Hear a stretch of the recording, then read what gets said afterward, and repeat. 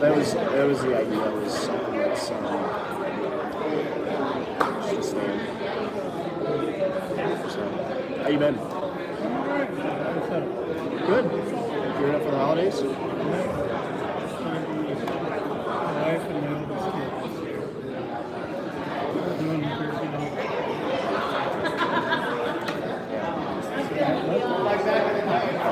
you go. At home?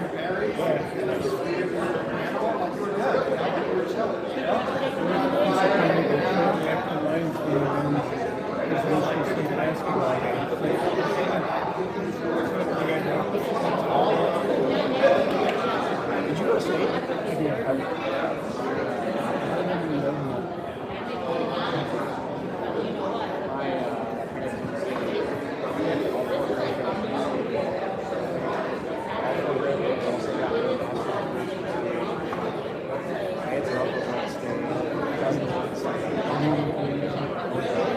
My wife.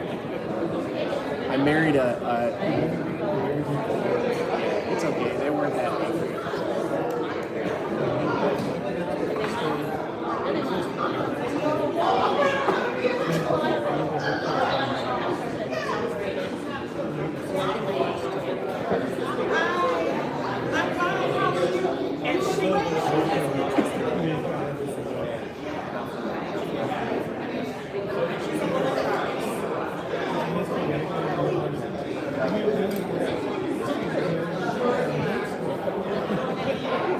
It's funny, that sounds exactly like my best friend. So he went to Oakland for 3 years. And he went for engineering. He's actually a really engineer. And Oakland's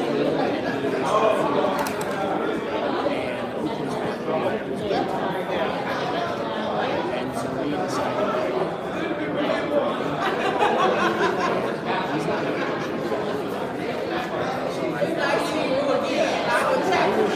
you know, for his sake, obviously, I wish they would have figured out because then he could have but I mean, he's happy. He's honestly, these are the success stories for the trades.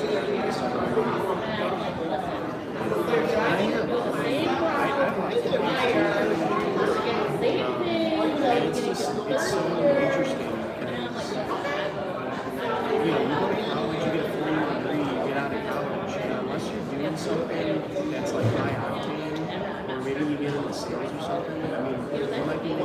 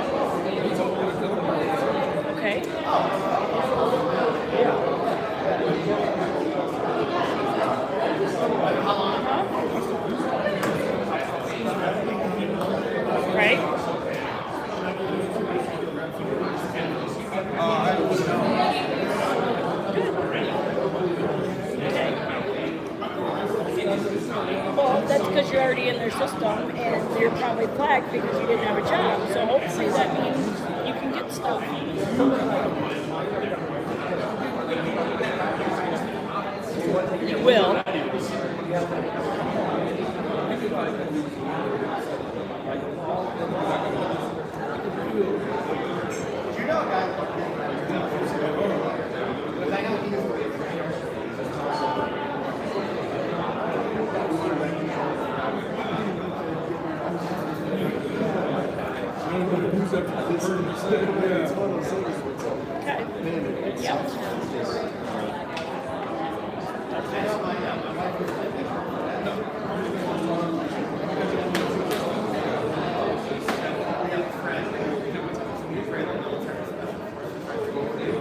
Yeah, so it's even kids I'm just saying the money comes later, which is like it's like for you it takes you 15 years to make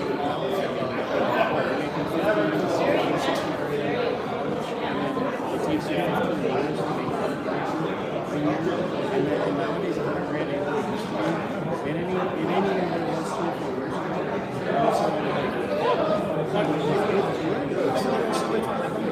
I know.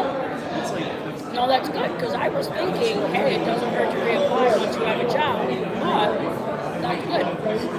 So they'll turn them on, so you should give them 30 so far.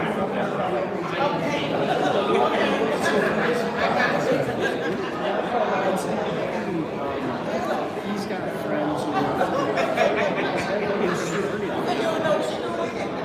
Well, they're probably just saying you don't have a job. You've been giving me benefits all this time and all the time, so we're going to punish you and not let you get them in 6 months.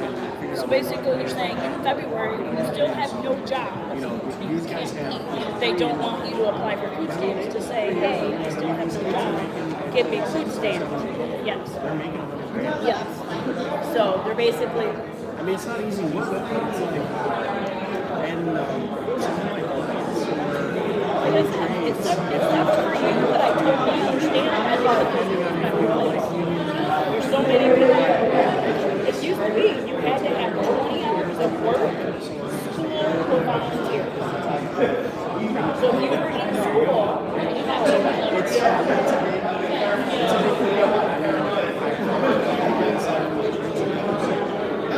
That's different. That's different. But other than that, no. That used to be like you couldn't just sit on your ass. And I totally agree with that. That's why I said it sucks for you, but I totally wish you back. You know, I'm like, if you're not working and you're not in school and you volunteer 20 hours, if you can't do that, then you don't turn back to it. You know what I mean? It's like,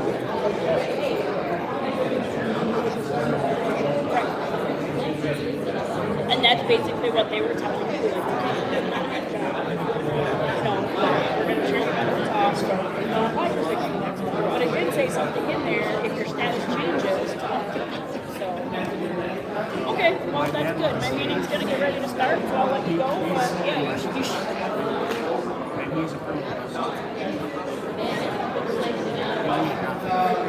I mean, you should be good for December, but it'd be nice if you actually go for November.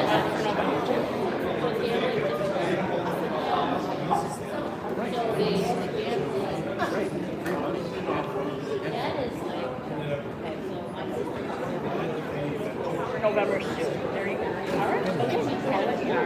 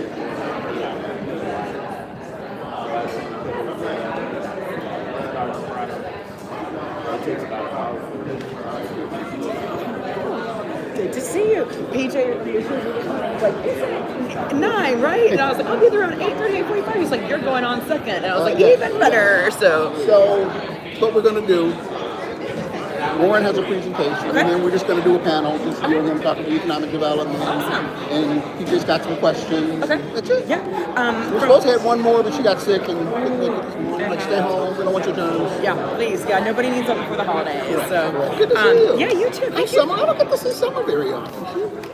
We're both around. We call it kayaking when we're trying to divide and conquer. And Got it. Sometimes we're canoeing, sometimes we're kayaking, sometimes we're whitewater rafting. So, but yeah, no, I'm flattered to be here. Thank you for thinking of me. From my side, things that I've referred a few folks to you all, and continuing to it, and just looking for like the Main Street communities, like That's who I really wanted. It was Main Street, but I couldn't get them either. But yeah. Oh, I can We'll serve do it that again Kool-Aid. for sure. I will. Yeah. Okay, got it. Nice, love it.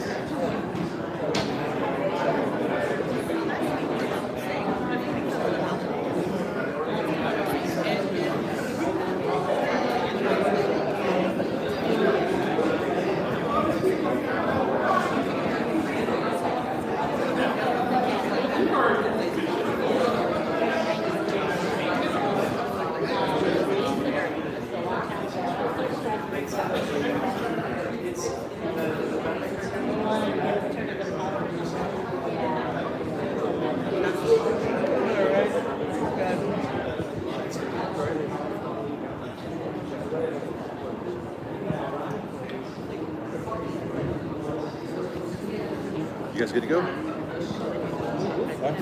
right.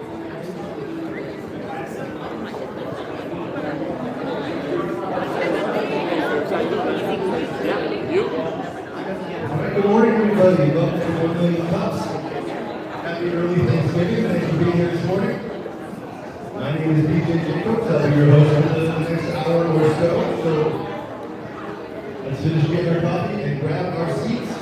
Now, if you've been here before, you know that we have this iPad that we send around and help everyone check in. So I'm just going to start this off, passing this around.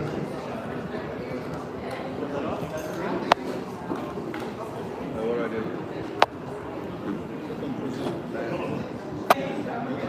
All right, so today's kind of a special 1 Million Cups. It's what's called a town hall meeting. So it's a little bit different than we normally do. We've got some questions. We're going to do a survey with everybody to see how we can do better going into next year. And then we have a couple of experts come out and talk to you about economic development. So.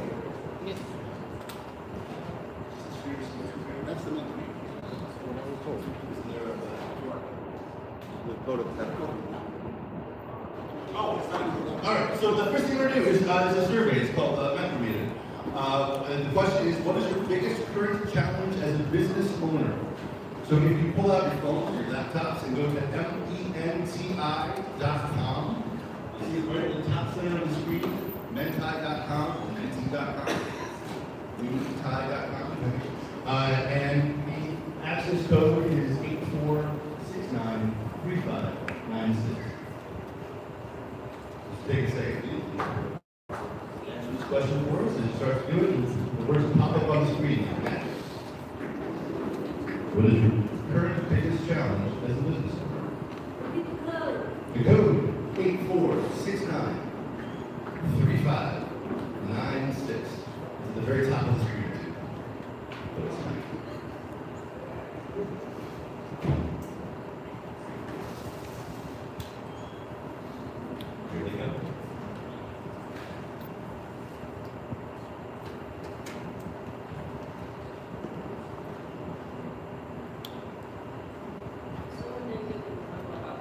It's hyphenated.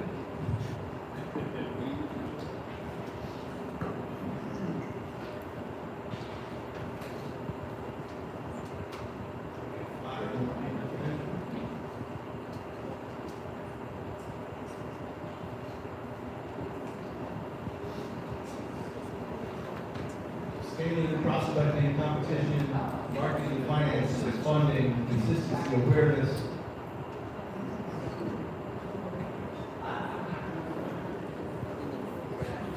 Marketing, sales, funding, and scaling or consistency are the top four things that your small business needs help with. And as we do this, this is going to help us prepare 1 million cup story for next year. Great, let's go to the next question.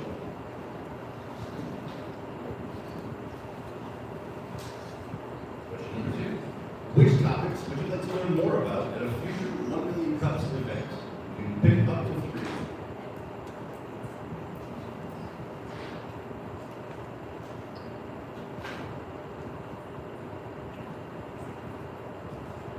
We don't normally start with a quiz.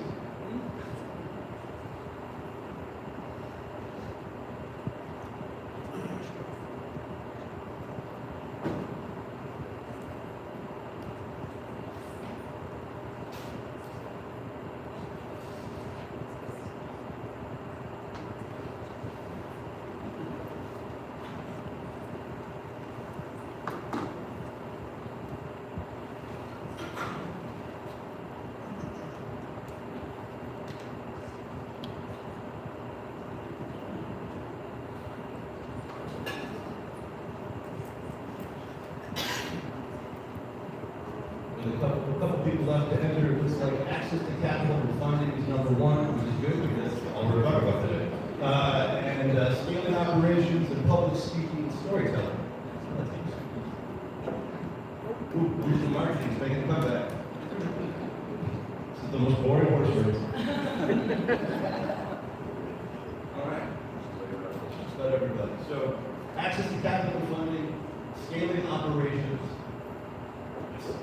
public speaking and digital marketing is going to be the top 4 of this.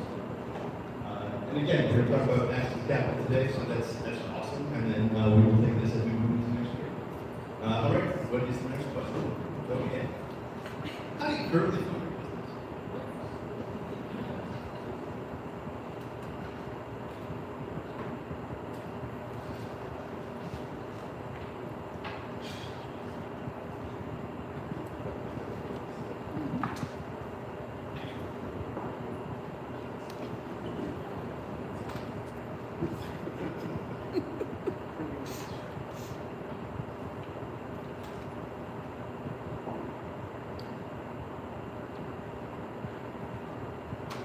It's still anyone's game. Somebody could be quick.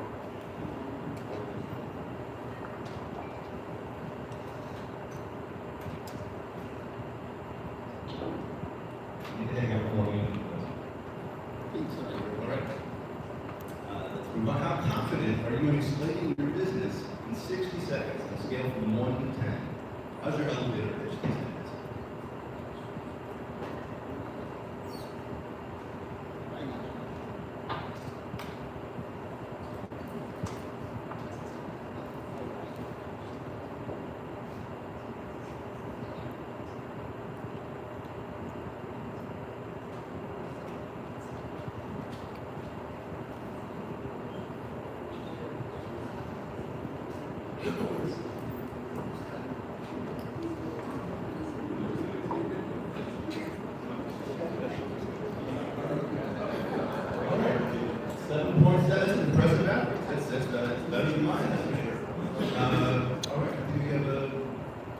What kind of support are you most looking for from the 1 million cups community? Select up to 2. What kind of support are you looking for most in the 1 million cups community?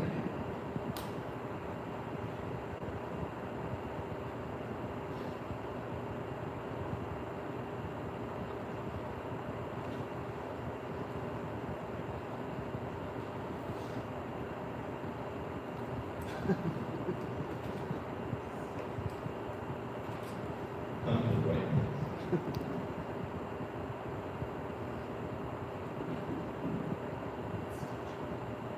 networks and partnerships are number one. Referrals and visibility, number two. And then a couple of stragglers that are key. But that's some information for us as we move forward. And in one word, what does 1 million cup Detroit mean to you? And if you use more than one word, it'll be okay. Not for them. No more. I think that's an opportunity.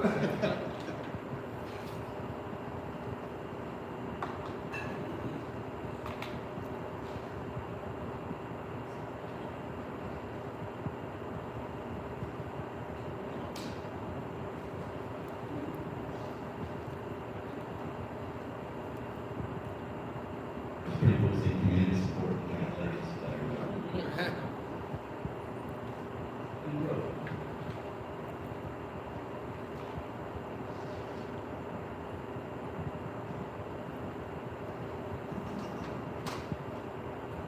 So we have coffee, engagement, connections, friends, collaboration, resource, camaraderie, motivation, synergy, education, inspirational opportunity, friends, community, and support.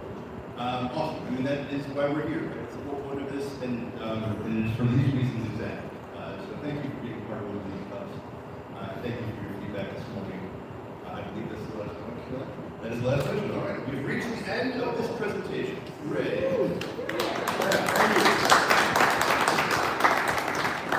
All right. So we're going to use that as we plan out next year, and we're going to use 1 million cups. But let me tell you a little bit about 1 million cups and what it means. Started in 2012 in Kansas City, Missouri by the Coffee Foundation. It's a free nationwide program that educates and engages entrepreneurs. It is active across the country every Wednesday morning. There are 117 communities nationwide according to this. I know we have a friend from Orlando. The Orlando chapter is here this morning. Thank you for joining us.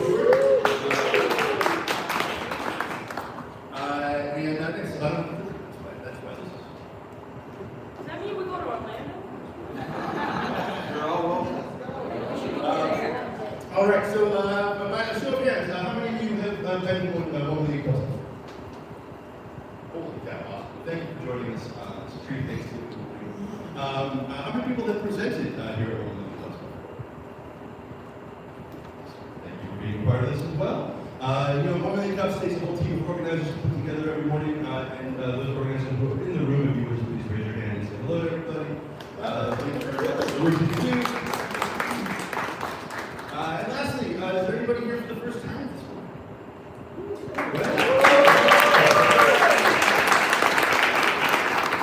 Thank you for joining us.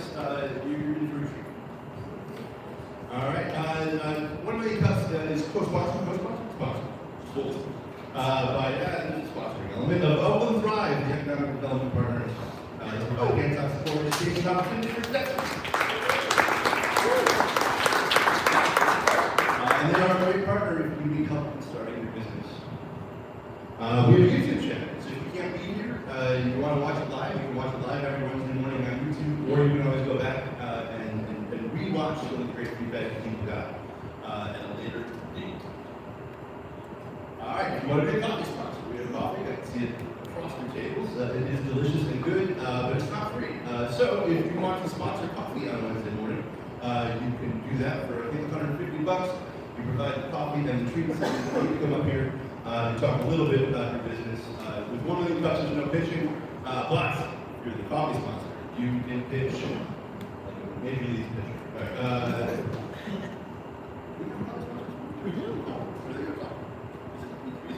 Oh, it's Incubizo. That's why I was confused.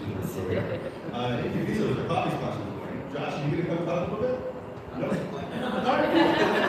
That's Josh, everybody. You rest he's not our coffee sponsor. So, Incubizo is an amazing building that we're in every Wednesday morning. It's an awesome co-working space, so if you ever need a desk or an office, this is a great place to come do it. A sweets provider. Our sweets? Oh, the provider of sweets, the treat sweets. Yes.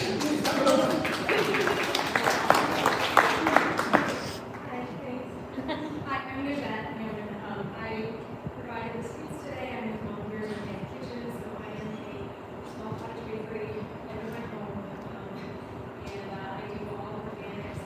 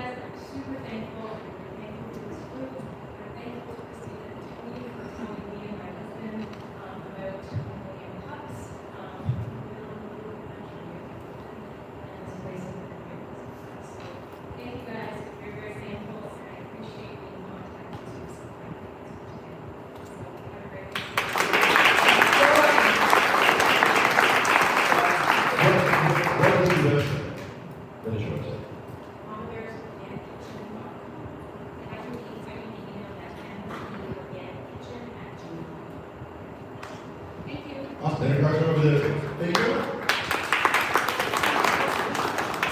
All right. So also Incubizo, it's an amazing space. They have offices for rent, they have conference rooms for rent, they have mailboxes, they have a workspace, they have a new podcast studio. There's a lot going on here at Incubizo. I'm sure these QR codes will tell you all about it. You've had plenty of time to scan this all out. All right. Open Thrive Incubizo. Yes, the dog. It's dog. Yeah, the dog. Excellent. We talked about them.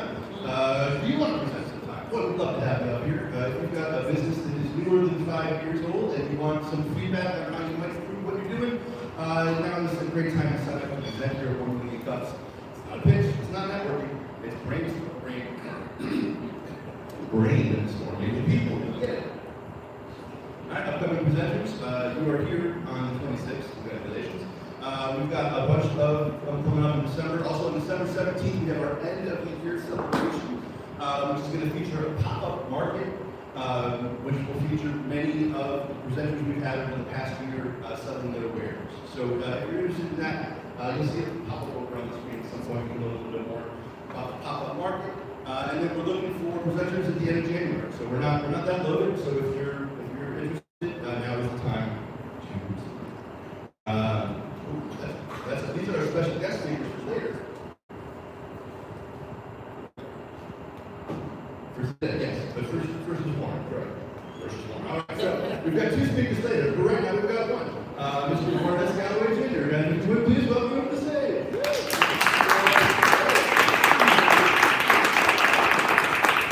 Can everyone hear me? Yes. Can you hear me without the mic? Yes. I'd like to be a free agent, so if you don't mind, can everyone hear me? You know what?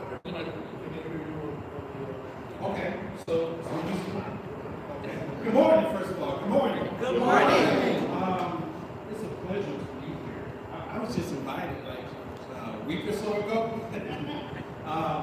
For those of you, I see a lot of familiar faces in here. You saw me a couple weeks ago at the National Microphone Conference. But for those of you who have that met before, my name is Warren Galloway. I'm the president and CEO of the National Microphone Conference, which is the largest networking conference for individuals and entrepreneurs who are interested in accessing capital. So when I saw on the survey that you wanted, number one subject that you wanted to have someone speak on was access to capital, I was like, man, perfect timing. I was invited here because I did a special workshop during our conference 2 weeks ago, and it was called How to Successfully Apply for Capital. And that was the perfect workshop for me to bring here today. It's a workshop that I'm going to talk to you about how to navigate the lending world to access the capital that's the best fit for you. It's important. Let me tell you why. Because just because someone can provide funding to your business does not mean that's the right funding that you need. How many of you in here need funding for your business? Be honest. I also saw that in Germany you're bootstrapping, correct? You just making it work. Well, I want to give you a strategy to teach you how to navigate those waters, get that right funding for your business. And if you follow these steps, I've seen numerous businesses successfully get that right funding and thrive. Because part of getting funding for your business is, I know everybody wants to become millionaires, right? But I think we're also, as small business owners, want to make impact on our communities. Am I correct? So I always say, my goal is to help you fund your business so that you can be an economic engine in your community. Specifically, as small business owners, providing employment opportunities for those who don't have employment opportunities. That's a difference maker there. Yes, you can make millions of dollars if you grow and scale your business, but it doesn't matter if you don't impact your community. So I'm going to talk about all the steps that I've created over the years, which, just to let you know, I'm also a college author as well. 6 of my books focus on business. My background is in banking. I last worked for an organization called Tech Time. I was the capital strategist over there for 5 years. Right now, I do a multitude of things, but also work for Key. I'm the senior partnerships manager for Key. I don't do loans, but I do create partnerships with communities across the country where there is no access to capital or no access to affordable capital. That's important. We don't keep it 0%.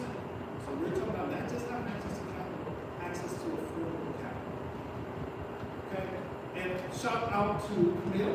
Camille is on the National Advisory Board for Keeping US. We have a trustee in here. Where's Ferris? Ferris, Isaac. What's Brown here? Oh, he's left. Oh, tell him I shout out to him, okay? Who's also a trustee. So I'm deeply ingrained in supporting entrepreneurs. I live and breathe supporting entrepreneurs. I love the work that I do because I see the impact that I have. So are you ready to learn what steps you need to take to be successful as an entrepreneur to access capital? Yes. You gotta be engaged. Okay, let's get started. Okay, use this clicker correctly. Oh, okay. I have to remember the screen here. Once again, I mentioned my background as a banker. I'm not going to spend a lot of time in that. The last full-time banking job I had was E-Trade. Anybody heard of E-Trade? I was working and living in Arlington, Virginia. I ran a department for them. And just like a lot of you probably working for America, I hit the entrepreneurial pitch back in 2005 and decided to leave the Washington, D.C. area and come back home to Detroit to start a small business planning firm. And that firm now has thrived, has evolved into doing many different things, specifically business plan writing, helping individuals, entrepreneurs access to capital, writing my books, putting on my conference. So I am an entrepreneur as well. So I live and breathe by everything that I speak of. I always start out with capital stacking. Anybody understand what capital stacking is? Everybody doesn't. So I need to just skip this and we have some people who don't understand. You know what? I'm briefly go over it. Because what we have nowadays is, if you guys can remember the crisis, financial crisis we had in 2008, it was more on the residential mortgage side because we had a lot of homes that were underwater. They had loans that were 150% of the value. The industry got away from that. And what ended up happening is that it also affected small business lending as well. Meaning that one lender is not going to provide you 100% of the funding that you need for your business. So capital stacking is a concept where you use multiple funding mechanisms to fund your business. It could be two different lenders. It could be a grant. It could be a pitch competition, and you capital stack. You stack those things together to get the funding that you need for your business. And I say this because as you deal with lenders, I need you to understand this thing called capital stacking because you might not get all your funding from that one lender. You also need to know what you need to say when we let them know, hey, I am reaching out to other potential funders to capital stack the funding that I need. And also it makes you seem like you're smart when you talk to them. So if you know what capital stacking is. I'm going to skip this right here. Does anyone know what a microloan is? Somebody want to tell me? You're going to tell you something.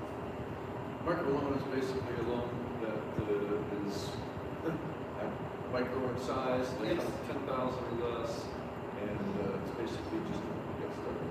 Yeah, basically, so usually microloans go up to $50,000 with $50,000 or less. Okay, why are microloans important? When I came back from Washington, D.C., and I started to see where funding was going into neighborhoods in the Detroit area and helping revitalize them, what I found was there were a lot of micro lenders and CDFI lenders, community development financial institution lenders, who are actually doing lending in the community. I'm a former banker, so when you tell me, oh, banks don't lend, I cannot deny that they do lend. But they do have kind of, hey, you have to be at least $500,000 or more. So there was this gap for many years that if you want anything less than $500,000, it was difficult to get funding. Or if you did go to a bank, they would refer to it as personal loan, not a business loan, personal loan. So what you have now is for $500,000 or less, now you have CDFIs and microlenders who are doing a lot of the lending in the community.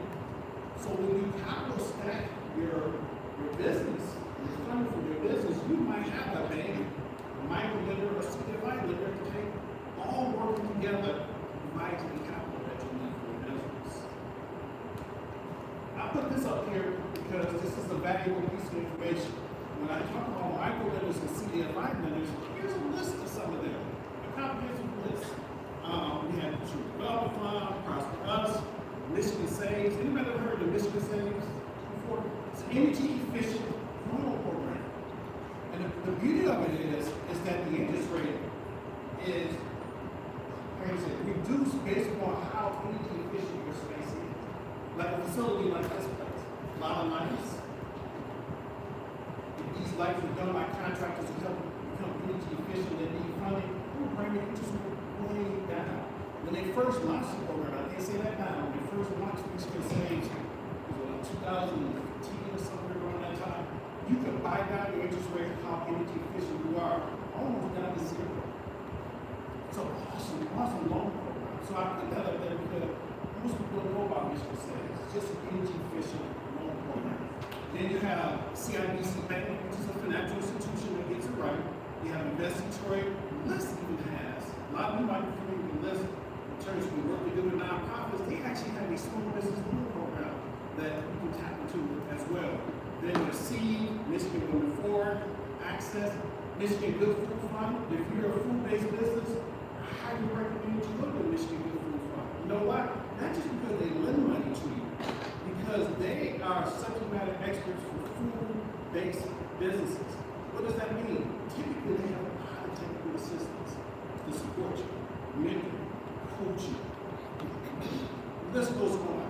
So they understand your business and they know how to provide support to you. Then you have the business loan, which is really Detroit Development Fund's microloan program. First Children's Finance. If you have a child care facility and you need funding, they specialize as a subject matter expert to lend money to child care facilities. Then you have the Opportunity Resource Fund. They have the Kiva microloan program. For those of you who don't know about Kiva, it's a crowdfunding 0% microloan program. Okay? And then you have the Michigan Plumbing Loan Fund.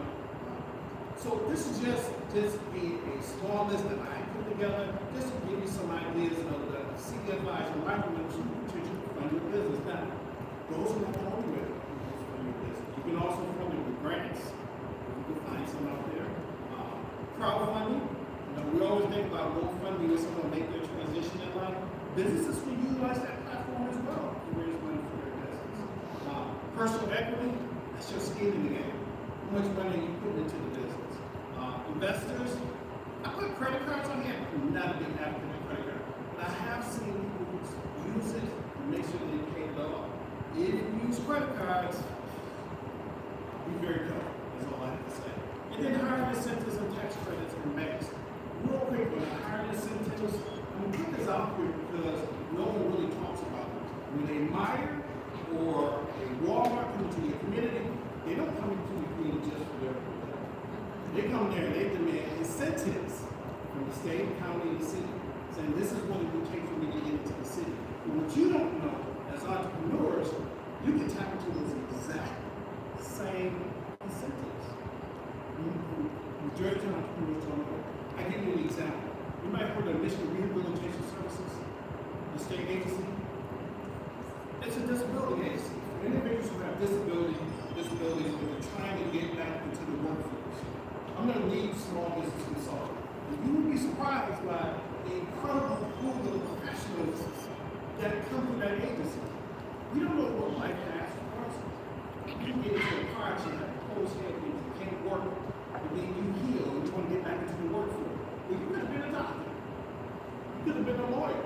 You could have been an IT professional. You come to that agency.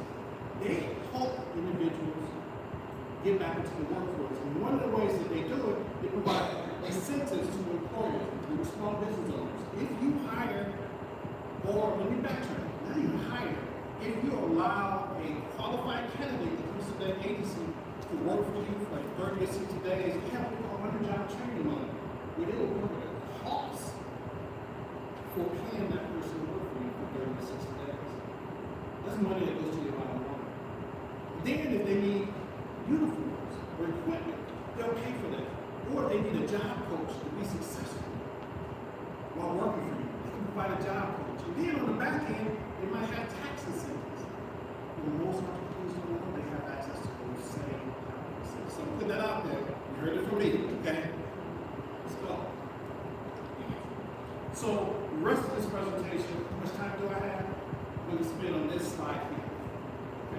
10 minutes. I got 10 minutes to spend on this slide. This is the most important slide that I'm going to cover. This is the list that I put together.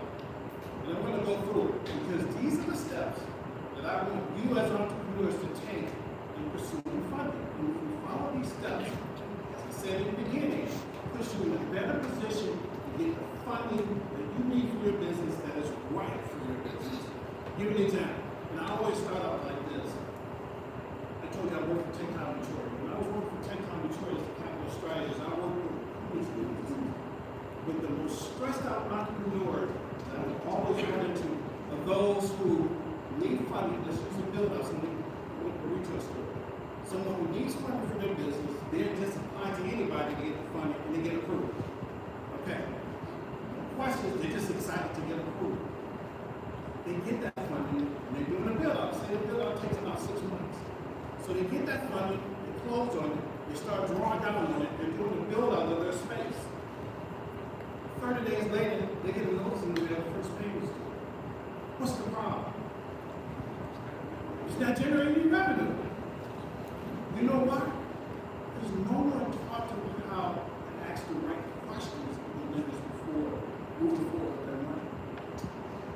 That's why I said earlier on, just because you got funded, that doesn't necessarily mean it's the right funding for you. The most stressful entrepreneur I've ever run into while working at Takedown Detroit are those who just close the loan, didn't ask the right questions, and they find out 30 days into their 6-month deal up, and they have to make payments. That is a very stressful situation. I don't want you as entrepreneurs to do anything like that. I want you to ask the right questions, so you can make sure that, hey, is that lender right for you? What's the first thing I want you to ask? And these are questions, really, that you're going to create. Do you need a line of credit, or do you need a term loan? Everyone knows the difference between a term loan and a line of credit? Line of credit basically is a credit card, provide a credit card. It's a line of credit that's made available to you. You can tap into, you pay it down, you can tap into it again. Term loan is, say, you get 100,000, 60 months, equal monthly payments. That's the difference. So as a business owner, you have to think about, do I need a line of credit? Do I need a term loan? Do I need both? Because you can get both. If you're doing a build out of your space, what do you think you need? Mike, what would you say? Term loan or line of credit? Credit. Why not both? Why not both? I would say, and I got Yusuf over here, he's my financial expert that's here. We used to work together at Standard Federal Bank. You said term loans, the first thing you're going to look at is you're going to build up because you're going to have fixed assets long term. But you also might need a line of credit because what we forget as entrepreneurs, we think about, oh, I'm going to do this build out, I'm going to do this rehab, and then I'm just going to flip the money back into my business. That's unrealistic. You need some working capital. You need a line of credit working capital. Especially if you're a startup business, where it's going to take a while before your revenue exceeds your expenses. And you don't know that because all you have business plans, right? Yes. We're going to talk about that a little bit as well. In that business plan, your financial projections should tell you when you should become profitable. Am I correct, Yusuf? Okay. So if you're going to be profitable for 6 to 12 months, based on your financial projections for your business plan, how are you going to cover your costs? Think about that, right? How are you going to cover your costs? The best thing to do is get a working capital line of credit and tap into it when you need it. But you have to be disciplined, meaning that when you get that line of credit and you draw down on it, make sure you pay it off so it becomes available again. What I always hear is people come to me and say, oh yeah, I need a $50,000 line of credit. When they say that to me, what they're really saying is, I don't have a lot of expenses up front, but I need to tap into some money at one time. So instead of $50,000, I say get $10,000. Draw down on it when you need it, pay it off. Draw down when you need it, pay it off. What happens is that line becomes available multiple times, and you can get more than $50,000 worth of use out of it. One thing you're gonna find out about me, I don't like entrepreneurs having a lot of debt. So why do $50,000 when you can still do the exact same thing with $10,000? So it's about being smart and having the right lending tool at your disposal. Number 2, the type of business they will lend to. Michigan Good Food Fund, will they lend to an IT firm? Why not? They lend money, right? You focus on food-based businesses. So in your process of identifying the right lender, or the lender that's a fit for you, you already crossed them off the list. Because just by the name alone, they're not a fit. What about Michigan Women Forward? I mentioned that lender. That's a micro lender. Would they lend them in? Good. Yeah, they will. I always trick people and say, yeah, I had somebody who was telling me, like, we went to a few in, okay? But their focus is on supporting women entrepreneurs, but they do lend in. Okay? What about Michigan Saves? If you have a home-based business, can you apply for Michigan Saves? No. Remember, it's all about making your brick-and-mortar energy efficient. So I bring this to your attention, these different lenders, so as you look through that list I gave you, another lender, out front you can tell whether or not they will enter your business. When you cross them out, you begin to meet with other lenders to see, hey, do you lend to the type of business I operate? Now, I'm going to give you an example, and this happens a lot. If you're a food-based business, a lot of lenders have a huge portfolio of food-based businesses. Okay? They might tell you when you come that, hey, fortunately not limited to your business. You get mad at them because what they're saying to you is, portfolio is pretty heavy, maybe to restaurants and bakeries and things like that. Just say, hey, thank you, go to another lender, always know that relationship is still there when their loan portfolio comes down and that type of lending, then they'll be lending again. So you gotta ask that question. The amount that you need. If you need $100,000, do you go to a micro lender? What was the first thing I taught? Capital stacking. Absolutely. You still talk to a micro lender. Because you might not get $100,000 from one lender. So guess what? You got to go to two micro lenders and still get $100,000. Capital stacking. That's why I always start. I need you to think about stacking different funders to reach the capital that you need. Geographic location. If it's Detroit Development Fund, do you go to Detroit Development Fund for a business based in Oakland County? You probably don't know the answer to this question is no, because they don't lend outside of Detroit. But you could go to Seed. Seed is based in Oakland County. They lend in Oakland County. So one of the questions you want to ask is, hey, do you lend where my business is located? Next, ethnic, race, nationality, and gender. I kind of use Michigan before as an example. If you don't meet those qualifiers for lenders who are based on ethnic, race, nationality, and gender, cross them off your list. If you do, now I have further discussion. 6, people don't think about this, collateral. Collateral. If you're going to borrow $100,000 and you have a healthy credit score, you might have the equity that they're looking for in business. But if you don't have the collateral, that's a major underwriting. You're not going to do that loan. So that doesn't mean you're out the game. What that means is you got to ask a second question. What do you consider to be collateral? Is it your firstborn? No, I mean, is it your house, your car? Is it your boat?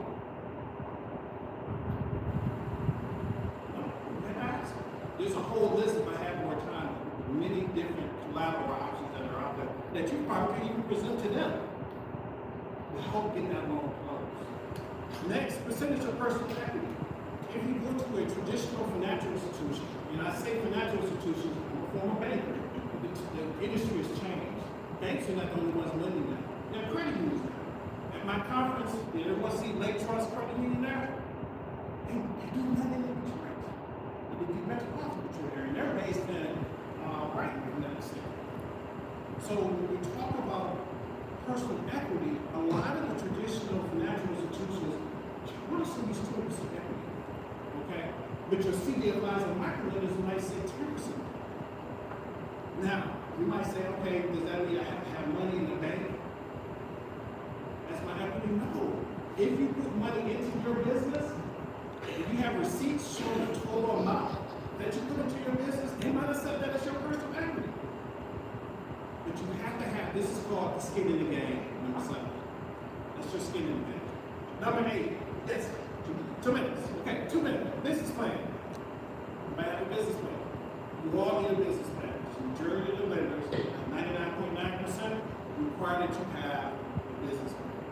Grace period, interest payment. This is what I was trying to lead up to when I talked about the most stressful entrepreneurs that I have ever worked with. They don't actually write questions. A lot of micro lenders and CDFI lenders, they give you a grace period, especially micro lenders, because they understand your business. So if they know you have a 6-month build-out period, you won't generate revenue for 6 months, they're not giving you a grace period. You don't have to make your first payment until that's your business opens. Or they might say just make interest-only payments. Interest-only payments are usually really small in the quarter. So the lenders that were really stressed out in my past, they didn't know to ask this question about grace period and/or interest-only period. And if that lender really understand your business, they might give you 6-month grace period, maybe 3 months of interest-only payments. They allow you to begin generate revenue. Working capital, we talked about that. Capital stacking, we talked about that. Well, I just want to let you know that as consumers, the lenders will do their due diligence on you, but you can do your due diligence on them. Find out who they are, find out who they're legitimate, what their track record is. Please do. 13, credit criteria. The lenders will tell you what the credit criteria is. It's not a secret. Do not be afraid to find out what is the credit criteria. Once again, if you have extra credit, does not mean you're going to be approved by a traditional lender or micro lender. There are other underwriting criteria. Find out what that is so you'll know how to address it when you submit your loan, not application, your loan packet. This is an application plus a lot of supporting documentation, including that business plan. Last one is last two, 14 and 15. When I speak on access to capital, usually the first thing entrepreneurs want to know is, what is interest rate, right? What is interest rate? Before I go anywhere, I want to know how much interest I'm going to pay. Do you see what number interest rate is over here? Number 15. So when I'm telling you, there are 1,400 questions you're going to ask before you even get to the interest rate. And this is how I'm going to close. I'll give you an example. This is why 14 and 15 work together. During the pandemic is the perfect example of why you need to not worry about interest rate. Say you went to a lender, and that lender had an interest rate say 7%. Okay? And the loan officer, who you're going to be dealing with, gave you a great experience. You love that person. They were terrific. They were phenomenal. They were concerned. They seemed like they wanted to support your business. But you say, you know what, let me just talk to a few other lenders. You go to another lender, and they offer 6% interest rate. Customer service wasn't that great. Person wasn't that interested. Didn't seem like an advocate, but I'm driven by interest rate. Because that's the first thing I'm concerned about. The pandemic case. The lender provided that 7% interest rate, or that loan officer, they're calling you and saying, if you would hang on with it, they're calling you and saying, listen here, pandemic shut the world down. You don't have to make payments for 6 months. I've talked to my boss already, and then you might have some stabilization money coming out of the pipeline to support your business. They're calling you, they're supporting you. But you know that person at 6%. You're calling them because you're scared because they do this too. And they're not returning your call. They're not being responsive to your needs. We're not talking about other resources. Because you want to go with the lower interest rate, right? That's why it's important to make sure that you ask questions 1 through 14 before we worry about interest rate. Because you can find yourself in the problem.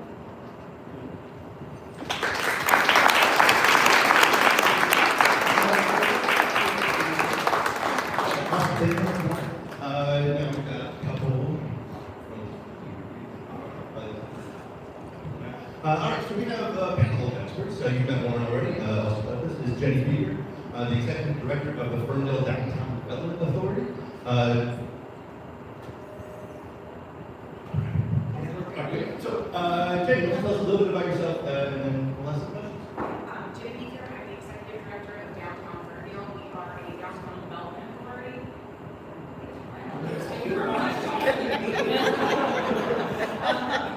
We are a downtown development authority in the state of Michigan. These are like, I will describe them as mini economic development districts. So we have usually community economic development that's responsible for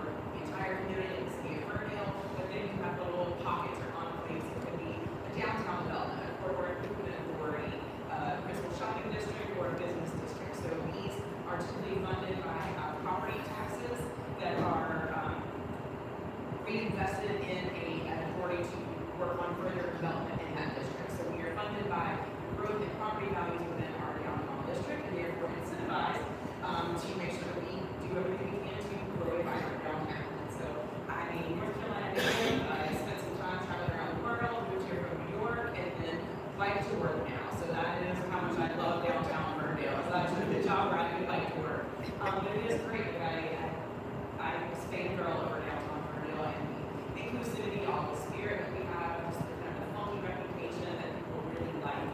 And it's a pleasure to get to, put into action the things that you want to see in your community. So if you have any questions about getting into Ferndale and downtown Ferndale or neighboring communities, please let me know. I'm also going to talk to you about Main Streets today, the programs that Oakland County offers through Main Street programs. Thank you for your time. Thank you. All right, so I have one question, but then if there are questions in the room, I'm open up to you after that. So the question is, what are some of the economic struggles that you are seeing small businesses deal with? You know what? I'm going to go back to just having this access to cash as they try to work their way through economic challenges that they're having. And that kind of goes back to what I talked about before. Having access to growing foreign capital will be a discipline of paying it off will help you get through tough times. And I saw that during the pandemic. Those organizations were understood and important to have immediate access to that. Applying for funding when you need them, because when you're applying for funding you need them, your books don't go through. But planning ahead. And so those who plan ahead, and then you have a greater chance of surviving and still around to this day. So that's the biggest challenge, is to make sure you have immediate access to capital, with your revenue as a shortfalls. I might speak more than I need to on this, but I will talk about, yeah, it's my nature. In downtown Ferndale, we see more like service-based businesses that can be retail, but also restaurant, bar, in-person experiences. So foremost right now, inflation, people's budgets, and the budget of most families is affecting what folks can afford to spend on dinner or on items. So that's something that's across the board for all businesses.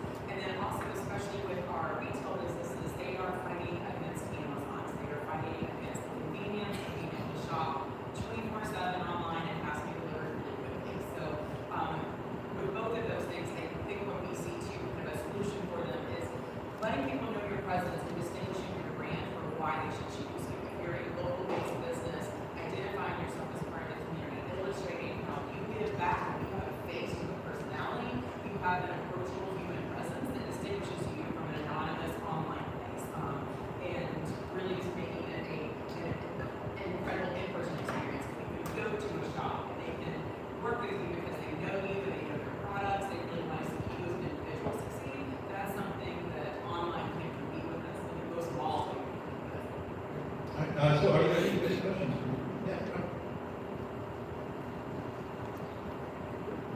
Excuse me, Robert Barksdale, Media for Urban Podcast.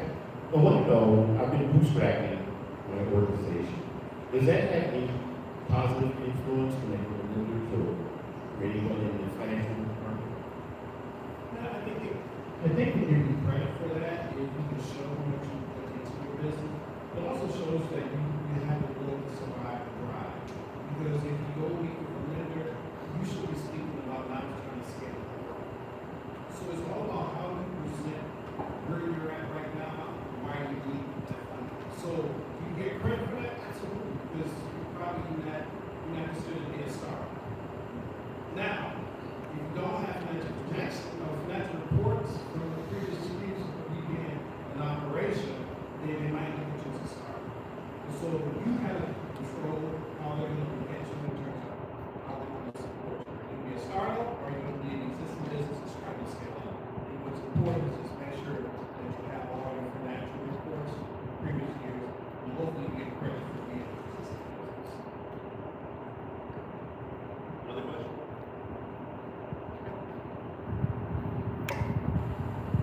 Can you talk about some of the programs that Main Street, as well as the city of Ferndale, and other municipalities are doing to help small businesses? Some specific things you guys do. First of all, I want to thank Warren for these fabulous slides, because microlending, and that's just a whole different thing that I'm excited we can now offer in addition to other opportunities. So, because we are a Main Street certified community, we're an established Main Street community, we have access to national funding grants.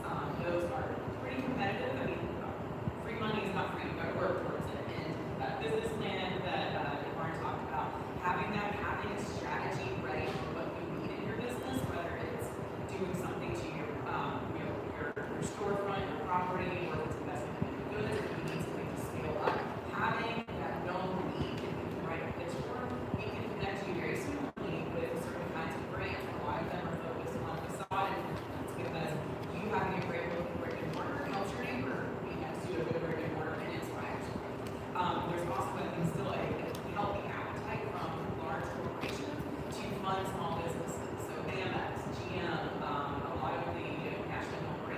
they have programs that are available for small businesses only. So because we are a Main Street program and also an MEDC, redevelopment ready certified community, we have access to different things. So this is a distinction that not all other communities might have, or some of the outlying townships, depending on where you are.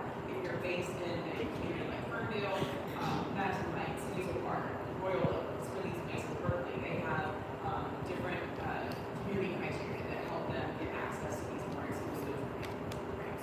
And then in general, with DEAs and your CED local models, we have seen a lot of problems before. So let us know, like come and talk to us, like, hey, here's what I'm trying to do, here's where I'm run into roadblocks, and let us brainstorm with you, because we've probably seen it, and then if we can help you get a solution to that, we can help somebody else who probably has the same problem. Let me comment. Enjoy what she was saying because sometimes when these mental issue, sometimes you just need some technical assistance.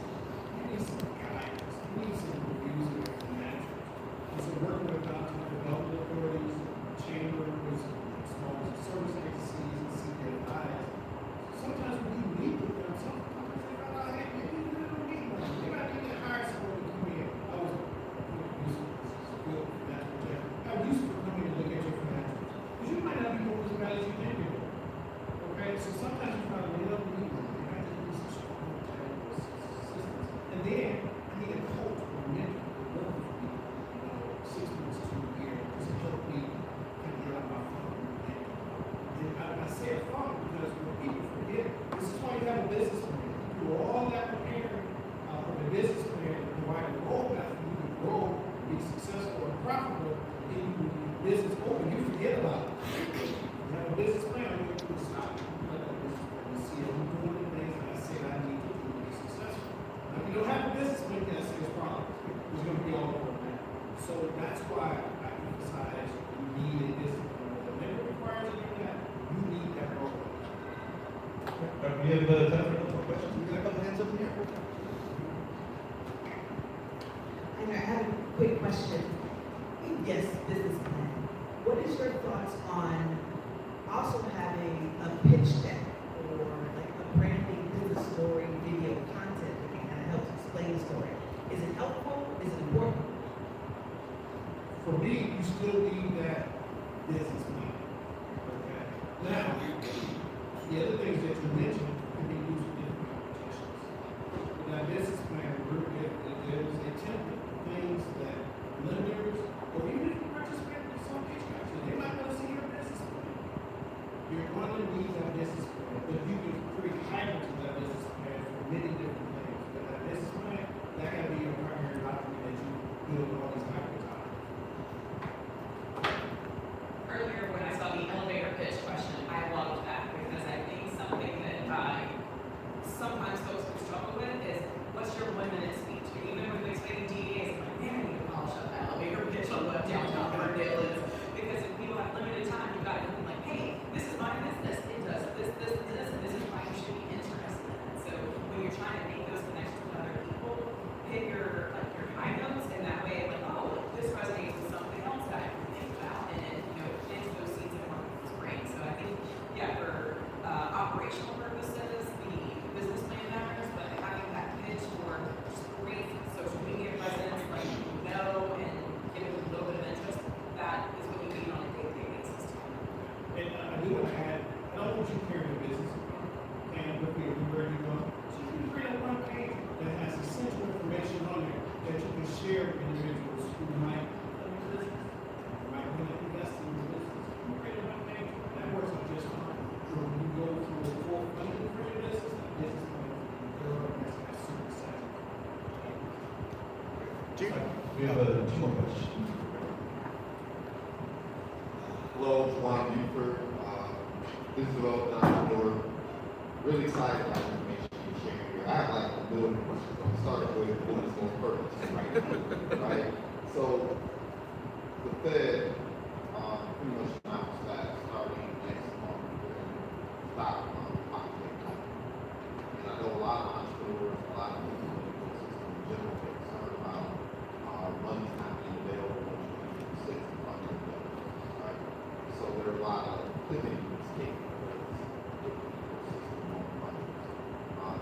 that the Fed is going to relax the tightening, but also take into account that we're still fearful, we're still scared, money's not like what it's going after the last 2 years. What advice would you give entrepreneurs who are going to navigate those waters? And one last question, it's quick. I hear a lot of talk about this. My experience has been a lot of business owners fail in securing funding because they don't have any sales management, right? They get the money and they spend it on things that don't get them ROI, right? And I think that's why a lot of business owners are scared sometimes to secure funding because they hear these horror stories like this funding and they have a sparkling business plan. They don't have KPIs. They don't have sales management system. They don't even have enough perspective to know whether or not they're doing activity that actually generate profits. So I'm curious what the feedback is as it relates to those questions. I'll go reverse because, especially with the systems you mentioned, so this is also apply for lending, identifying your business needs, and where you can get funding for that. And MSU, FCU is a funder, also Genesis Credit Union. They work with Main Street on small business grants for new and emerging businesses. They specifically want to fund digital projects. So if you need a point of sale system, if you need online marketing, if you need even like a customer experience portal of some kind, apps and things like that, they want to equip businesses to be more savvy in that like operational sense. So that's a great place to start with that. Yeah, in reference to funding, reference to funding to school, what I'm seeing is traveling across the country, deal with many different nonprofits and support entrepreneurs that the philanthropic community is starting to into organizations that continue to meet their mission and their communities. Coffee Foundation, phenomenal support of small businesses across the nation. I know their headquarters been in Kansas City about 6 times. They're committed to continue to support initiatives funding small businesses by supporting the organizations that are partnering with them. So you see the opportunity now stepping to supporting them. In reference to the business plan, some of the things that you mentioned, those things should be in this. So I think when you have small business owners who try to do it wrong, they miss those things. That's why I have working with subject matter experts who know how to develop all of the business plans to make sure that they start to address some of the things that you mentioned in that business plan. Because they don't know. You guys, if you run a business, you're good with product, you're good with service. You don't need to be good with the HR side, the financial side, the sales side, the marketing side. And that's why it's important to come to one of the investment Detroit. You network with professionals who provide support to your business or local organizations that provide technical assistance in those people who can provide support to your business and help you grow. Okay, good. One last question. There's always a lot of like hype when a baker comes into this or speaks to this crowd. They're like, don't worry, you fund it. And then somebody goes and they apply and they get denied. They go and they apply and then they get denied over and over again. So that as a business owner, that can be discouraging. But what would you suggest that person do, or who do you suggest they speak to when they are continuously getting denied on these, this is for you, like pitches? Because we've had a lot of people come here throughout the last year, you know, and of course it's their job to sell the loans and do whatever, but there's still a gap somewhere, and I'd like to know what your thoughts are on like, all right, we've been denied for the line of credit, we've been denied for the term loans, now what? Just as a suggestion for those in that stuff. Actually, the question you just asked is quite important. It can be strategic in terms of who you select about. Yeah, banks have real strict underwriting guidelines. Ask those questions up front. If you know up front that you're not going to qualify, then why do you forward? And that's why we study together to guide you to get to the level that's a fit for you. A traditional financial institution might not be the right fit for might be a business loan firm, local college that might be a better fit for you versus going to bank or whatever. And I do truly believe in the bank, they do try to lend. It just has certain criteria you might not get beat. Once again, everything is driven by credit score. You gotta have an 800 credit score. That's just not criteria. You don't have a lateral. You don't have a personal equity. You're gonna get turned down. Plain and simple. But these are questions you can ask up front to alleviate frustration, applying and disapplying and getting turned down. Now I've given you steps to create a strategy. Hopefully, you're going to go to the limits that are fit for you that will provide you. So to me, I would say come back, regroup, let's take another process to pursue the funding. After that, with grants, we see similar things. So there are kind of repeat grants that come through, and people might put an idea forward, and they don't get selected. And it's like, going for a job interview you're really excited about, and then just not making it forward, and it sticks.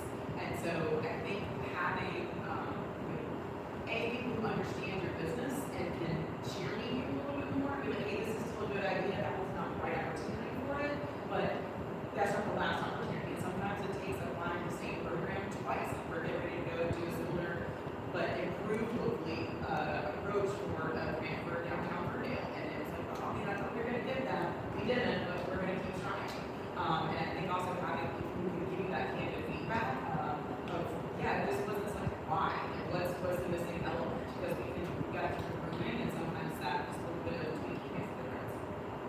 I think we also must be active in our network company that's like this to find information that can help you because this is you're the sign up, you just by yourself, frustrated.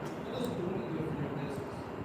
Or your mental state. When we come here and network and find out, hey, these are the same issues I have. And guess what? Running Detroit is bringing speakers from there to address what they see our needs and how the community should come. Oh, I'll come here. Every chance I can get to help me become a better successful. Well, thank you very much, guys. One round of applause.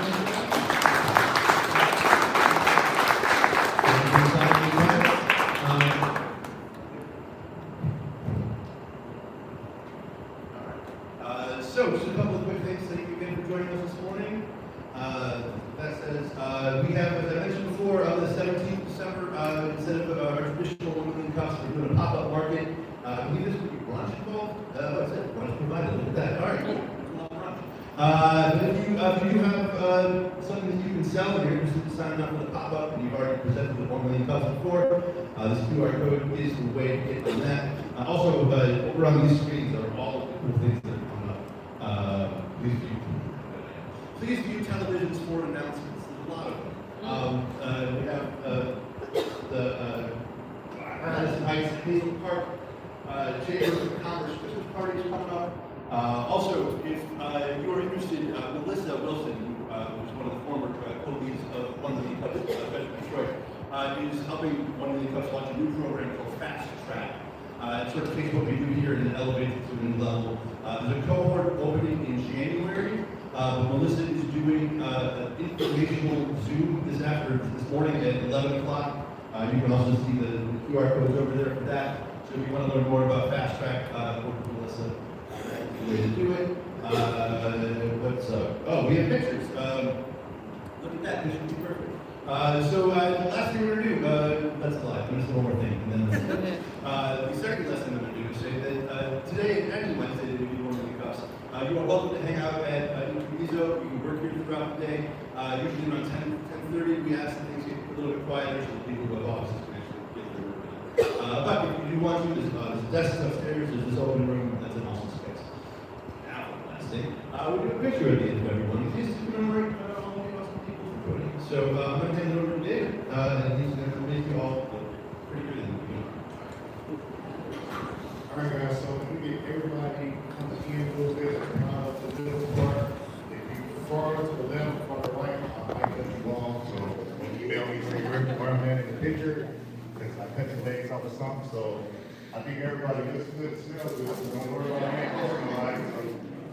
Call me in, take a few shots. I see you over there, Jim. I see you. Come on over. There you go. I'm trying to hide from you. There you go. Come on in. Come on in. Come a little closer. All right. Everybody got the memo. Presenters, where the presenters at? Y'all